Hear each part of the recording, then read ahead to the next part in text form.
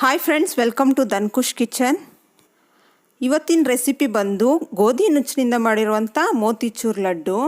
ತುಂಬ ಜ್ಯೂಸಿಯಾಗಿ ಸಾಫ್ಟಾಗಿ ತುಂಬ ಟೇಸ್ಟಿಯಾಗಿ ಬರುತ್ತೆ. ಹಾಗೆ ಹೆಲ್ತ್ಗೂ ಕೂಡ ತುಂಬಾ ಒಳ್ಳೆಯದು.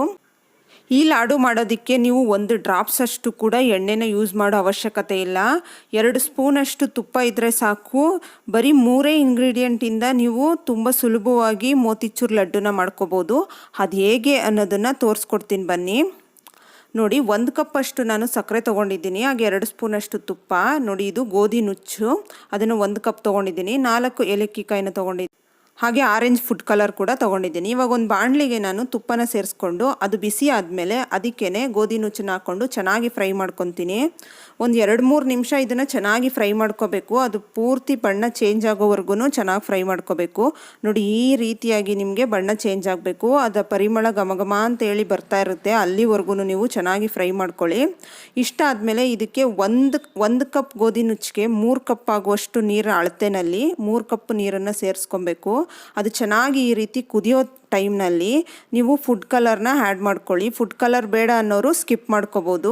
ಇವಾಗ ಇದನ್ನು ಈ ರೀತಿ ಮಿಕ್ಸ್ ಮಾಡಿಬಿಟ್ಟು ಒಂದು 5ರಿಂದ 7 ನಿಮಿಷ ಮುಚ್ಚಿ ಬೇಯಿಸ್ಕೋಬೇಕು ಲೋ ಫ್ಲೇಮ್ನಲ್ಲಿ. ಅದು ಚೆನ್ನಾಗಿ ಬೇಯಬೇಕು. ನೋಡಿ, ಈ ಹದದಲ್ಲಿ ಬೆಂದಿರಬೇಕು. ಇಷ್ಟಾಗಿದ್ದರೆ ಸಾಕು. ಇವಾಗ ಇದಕ್ಕೆ ನಾವು ಸಕ್ಕರೆ ಮತ್ತು ಏಲಕ್ಕಿ ಪೌಡರ್ನ ಸೇರಿಸ್ಕೋಬೇಕು. ನಾನಿಲ್ಲಿ ಇದಕ್ಕೆ 1 ಕಪ್ಪಷ್ಟು ಸಕ್ಕರೆನ ಸೇರಿಸ್ಕೊತಾ ಇದ್ದೀನಿ. ಹಾಗೆ 1 ಸ್ಪೂನಷ್ಟು ಏಲಕ್ಕಿ ಪೌಡರ್ನ ಕೂಡ ಸೇರಿಸ್ಕೊತಾ ಇದ್ದೀನಿ.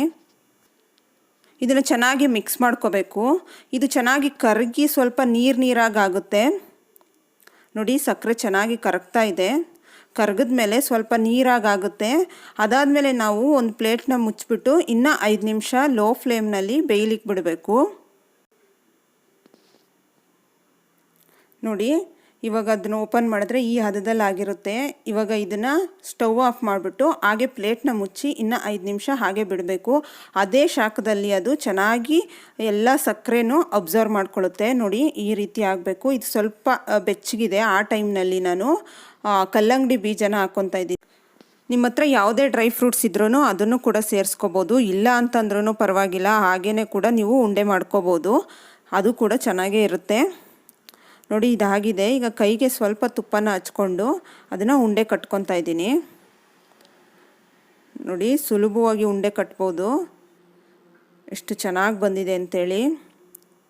ನೋಡಿ, ಎಷ್ಟು ಸಾಫ್ಟಾಗಿ ಜ್ಯೂಸಿಯಾಗಿ ತುಂಬಾ ಟೇಸ್ಟ್ ಆಗುತ್ತೆ ಈ ರೀತಿ ಮಾಡಿಕೊಂಡ್ರೆ. ಈ ರೆಸಿಪಿ ಮಾಡೋಕ್ಕೆ ನೀವು ಎಣ್ಣೆಯಲ್ಲಿ ಫ್ರೈ ಮಾಡೋ ಅವಶ್ಯಕತೆ ಇಲ್ಲ. ಹಾಗೆ ಪಾಕ ತೆಗೆಯೋ ಅವಶ್ಯಕತೆ ಇಲ್ಲ. ನೋಡಿ, ಈ ರೀತಿ ಸುಲಭವಾಗಿ ಮಾಡ್ಕೋಬೋದು. ತುಂಬ ಟೇಸ್ಟಿಯಾಗಿರುತ್ತೆ, ತುಂಬ ಜ್ಯೂಸಿಯಾಗಿರುತ್ತೆ. ನೀವು ಈ ರೆಸಿಪಿನ ಮನೆಯಲ್ಲಿ ಟ್ರೈ ಮಾಡಿ ಹಾಗೆ ಹೇಗಿತ್ತು ಅನ್ನೋದನ್ನು ಕಮೆಂಟ್ ಸೆಕ್ಷನಲ್ಲಿ ತಿಳಿಸಿ. ನೋಡಿ, ನಾನೊಂದು ಉಂಡೆನ ಓಪನ್ ಮಾಡಿ ತೋರಿಸ್ತಾ ಇದ್ದೀನಿ. ಎಷ್ಟು ಸಾಫ್ಟಾಗಿ ಜ್ಯೂಸಿಯಾಗಿ ಎಷ್ಟು ಚೆನ್ನಾಗಿ ಬಂದಿದೆ ಅಂಥೇಳಿ. ನೀವು ಮಾರ್ಕೆಟಲ್ಲಿ ತೊಗೊಂಬರುವಂಥ ಮೋತಿಚೂರ್ ಲಡ್ಡು ಥರನೇ ಇದೆ. ಈ ರೆಸಿಪಿ ನಿಮ್ಗೆ ಇಷ್ಟ ಆಗಿದರೆ ಸಬ್ಸ್ಕ್ರೈಬ್ ಮಾಡ್ಕೊಳ್ಳಿ. ಹಾಗೆ ಒಂದು ಲೈಕ್ ಕೊಡಿ. ಹಾಗೆ ಬೆಲ್ ಐಕನ್ ಕ್ಲಿಕ್ ಮಾಡೋದನ್ನು ಮರಿಬೇಡಿ. ಹೀಗೆ ನಮ್ಮ ಚಾನಲ್ಗೆ ಸಪೋರ್ಟ್ ಮಾಡಿ. Keep watching. Thank you.